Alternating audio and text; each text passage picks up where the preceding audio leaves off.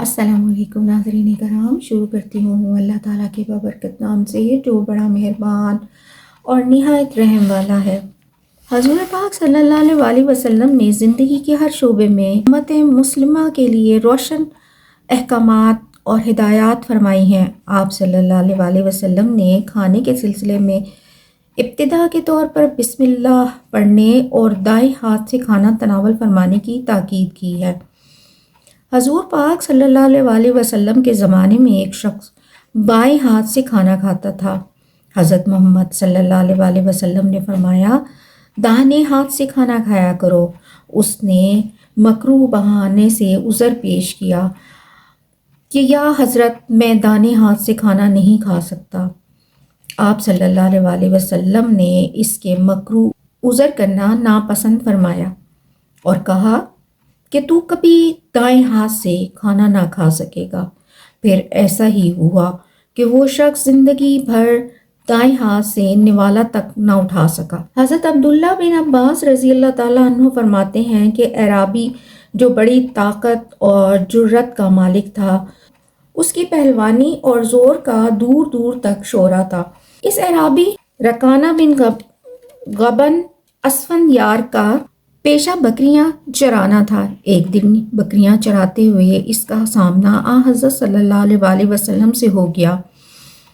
وہ آگ بگولا ہو گیا اور بولا، اے محمد صلی اللہ علیہ وآلہ وسلم، تو ہمارے معبودوں کو باطل کہتا ہے؟ حضرت محمد صلی اللہ علیہ وآلہ وسلم نے فرمایا، ہاں۔ تب اس نے آپ کو مقابلے پر للکارتے ہوئے کہا، آؤ ہم دونوں اپنے معبودوں کی طاقت اور سچائی کا امتحان کریں۔ تم اپنے خدا کو پکارو، میں اپنے معبودوں کو پکارتا ہوں۔ اگر آپ صلی اللہ علیہ وسلم مجھ سے جیت گئے تو میں آپ پر اور آپ کے خدا پر ایمان لے آؤں گا، اور اگر میں جیتا تو آپ کو ہمارے معبودوں کی سچائی ماننا پڑے گی۔ یہ بات کہہ کر رسول خدا صلی اللہ علیہ وآلہ وسلم کو پکڑ کر ایسا زور لگایا کہ اگر پہاڑ ہوتا تو اپنی جگہ سے ہل جاتا، مگر حضرت صلی اللہ علیہ وآلہ وسلم کے ایک منہ مبارک کو بھی جنبش نہ دے سکا۔ پھر آپ صلی اللہ علیہ وآلہ وسلم نے زور نبوت سے اس کو اٹھا کر ایسا پٹخا جیسے دھوبی کپڑا پاٹ پر مارتا ہے۔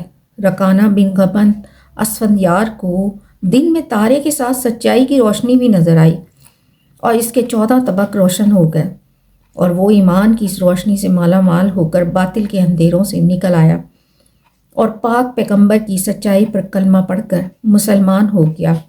حضرت ابو بکر بن قحافہ رضی اللہ تعالیٰ عنہ سے روایت ہے کہ ایک دن حضرت صلی اللہ علیہ وآلہ وسلم کفار مکہ کے ظلم و ستم اور ان کی زبانی، کلامی اور عملی زیادتیوں سے تنگ آ کر شہر سے باہر ایک میدان میں جا کر ایک درخت کے نیچے آرام فرمانے لگے۔ آپ صلی اللہ علیہ وآلہ وسلم نے اپنی تلوار اس درخت کی ایک شاخ پر لٹکا دی اور آرام کے لیے اس کے سائے میں سو گئے۔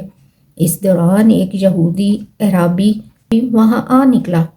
اس بدبخت نے آپ صلی اللہ علیہ وآلہ وسلم کو سوتے دیکھا تو اس کی نیت میں فطور آ گیا اور آپ صلی اللہ علیہ وآلہ وسلم کو نیند کی حالت میں شہید کرنا چاہا۔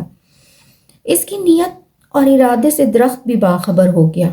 اس نے عشق محمدی صلی اللہ علیہ وآلہ وسلم میں مغروب ہو کر ایک شاخ اس طرح گھمائی کہ اس بدبخت کا سر پھٹ گیا اور تڑپ تڑپ کر وہ عذاب ابدی میں گرفتار ہوا، اور اس درخت پر ہمیشہ نور اور انوار کی بارش ہوتی رہی، اور اس کے زیر سایہ بیٹھنے والے لوگ دنیاوی بیماریوں اور پریشانیوں سے نجات پاتے رہے۔